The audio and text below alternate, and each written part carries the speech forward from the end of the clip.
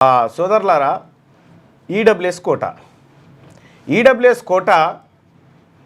8 లక్షల వరకు ఆదాయం ఉన్న వాళ్ళకి, అప్పర్ క్యాస్ట్లో ఉన్నటువంటి వాళ్ళకి అన్యాయంగా కట్టబెడుతున్నటువంటి ఒక కోట 10% ఇక్కడ ఇస్తూ ఉన్నారు. మొత్తం ఈ దేశంలో పేదవాళ్ళు ఎవరైనా ఉన్నారంటే అప్పర్ క్యాస్ట్ వాళ్ళేనట.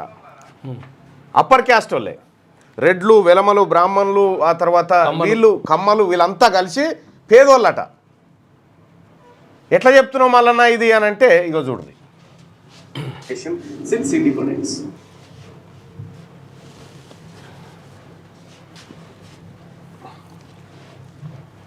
ఇగో ఇది చూడ్రి. School of planning and architecture, New Delhi, కేంద్ర ప్రభుత్వ సంస్థ.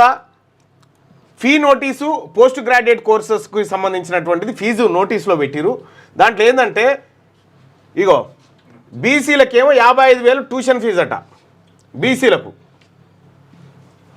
ఓసీలకేమో 0, పేదోళ్ళట, ఫీజే లేదట. ఇగో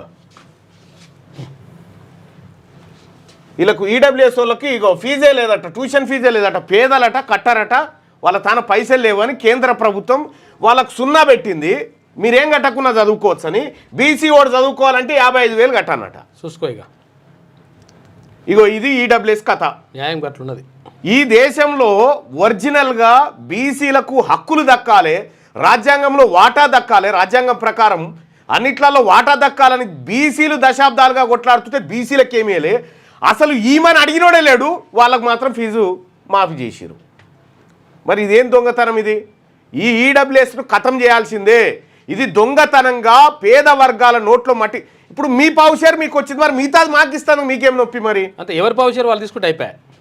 ఈ రాష్ట్రంలో 6.98% ఉన్నటువంటి అగ్రవర్ణాలు 10% రిజర్వేషన్ తీసుకుంటారు. మరి 60% ఉన్నటువంటి బీసీలకు 27%. మన 60 మాకు ఇవ్వాలి కదా. ఎస్, మన 60 మనకి ఇవ్వకుండా ఇక్కడ ఎంత దొంగతనం చూడ్రి.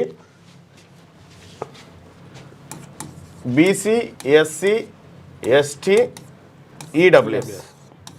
ఇక్కడ బీసీలకు 27%, ఎస్సీలకు 15, వీళ్ళకు ఇప్పుడు 10 అయింది కదా, 10, వీళ్ళకు 10.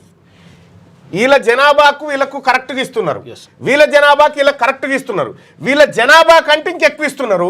ఈడనేమో 60% ఉన్నటువంటి బీసీలకు 27% ఇస్తున్నారు.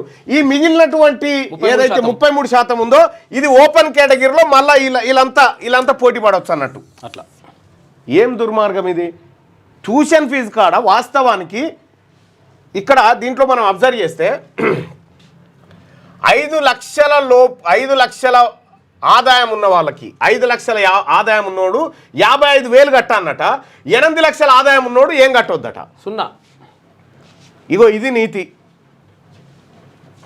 ఇది జాతీయ దేశంలో. అందుకోసమే ఈడబ్ల్యూఎస్ అనేటువంటి రిజర్వేషన్ ఇది బీసీల రక్తం దాగుతున్నది.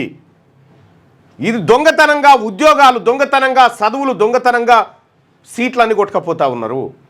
బీసీ ప్రజలారా, ఈ అన్యాయాన్ని మనం ఖండించాల్సినటువంటి అవసరం ఉంది. 0 వాళ్ళక్కడ పైసలు లేవట. ఇది కేంద్ర ప్రభుత్వం డాక్యుమెంట్ అయ్యేది, మనది కూడా కాదు. ఇక్కడ చూడు, వాళ్ళు నిరుపేదలు, వాళ్ళకు పైసలు కట్టలేరని వాళ్ళకు ట్యూషన్ ఫీజే లేదు, 0. 5-6 లక్షలు సంపాదించుకున్నారు, లేదంటే 1-2 లక్షలు సంపాదించుకున్న వాళ్ళు కూడా కట్టాలన్నట. కానీ 8 లక్షలు సంపాదించిన పేద రెడ్డి గారు, పేద అప్పర్ క్యాస్ట్ వాళ్ళు అయితే వీళ్ళు కట్టరట. ఇక ఏం దుర్మార్గమే ఇది? ఎవంది దేశం? ఎవరి సొమ్ముతో ఎవడు బతుండిడా? ఈ దేశంలో సంపద సృష్టిస్తున్న వర్గాల నుంచి సంపద ఎంత దొరుకుతుందో మీకు తెలుసు, కానీ ఈ వర్గాలకు ఎంత పంచుతున్నారు మీరు? ఇదొక అంశం. ఇక రెండో అంశం చూడరు.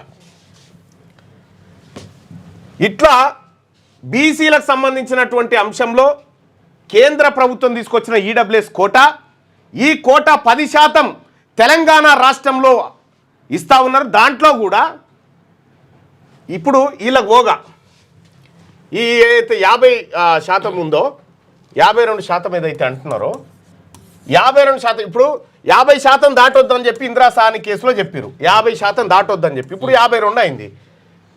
అయితే ఎస్టీలకు పెంచుకునే కాడ ఇబ్బంది లేదు ఎందుకంటే వాళ్ళకు జనాభా దామాషా ప్రకారం పెరగాలి, అది రాజ్యాంగం రావాల్సినంత రావాలి. కానీ ఏ రాజ్యాంగంలో లేనటువంటి ఈడబ్ల్యూఎస్ని 10% ఇచ్చి రాజ్యాంగంలో పొందుపరిచిన 60% మంది బీసీలకు 27% ఇచ్చి వీళ్ళకి దొంగతనం ఎత్తుకపోతా ఉన్నారు.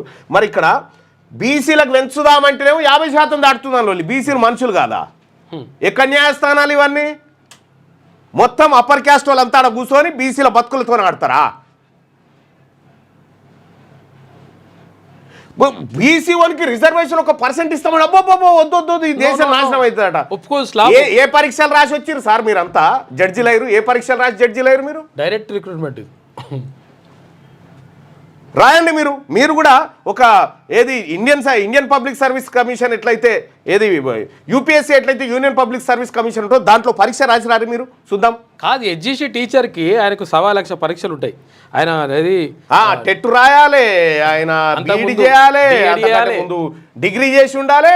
ఇవన్నీ రాసి వస్తే ఆయన ఎస్జిటి టీచర్ వస్తే మరి ఇలా బతుకులు మార్చి ఐపీఎస్లను ప్రశ్నించేటువంటి జడ్జిలకు ఏం పరీక్ష ఉన్నదని ఇవాళ జడ్జీలలో కూడా బీసీలకు అన్యాయమే జరుగుతూ ఉంది. బీసీల ఇష్యూ రాగానే ఓలొల్లి. మరి ఇప్పుడు మాట్లాడదా కోర్టు? ఎట్లనా 8 లక్షలు ఉన్నోనికి 0 ఎట్లా, ఆదాయం లేనటువంటి బీసీల వెనకబడిన తరగతులకు 55,000 ఎట్లా కట్టమంటామని అడగదా జడ్జు? అడగాలి కదా కోర్టు. అడగదు, ఇది అడగదు. ఎందుకంటే ఆడ జడ్జి అప్పర్ క్యాస్టే, వీళ్ళు పాలసీలు చేసేది అప్పర్ క్యాస్టే. మరి బీసీ బిడ్డలకు దక్కాల్సింది ఎందుకు దక్కలేదు? ఇక్కడ లేటెస్ట్ న్యూస్ తెలుగు మరియు ఇంగ్లీష్ అప్డేట్స్ కోసం ఇప్పుడే క్యూన్యూస్ అఫీషియల్ యాప్ ని ప్లే స్టోర్ నుండి డౌన్లోడ్ చేసుకోండి. సరికొత్త సమాచారాల కోసం క్యూన్యూస్ వెబ్సైట్ ని ఫాలో అవ్వండి. ఛానల్లో ప్రాంతీయ, జాతీయ, అంతర్జాతీయ వార్తలు వీక్షించండి. లైక్ చేయండి.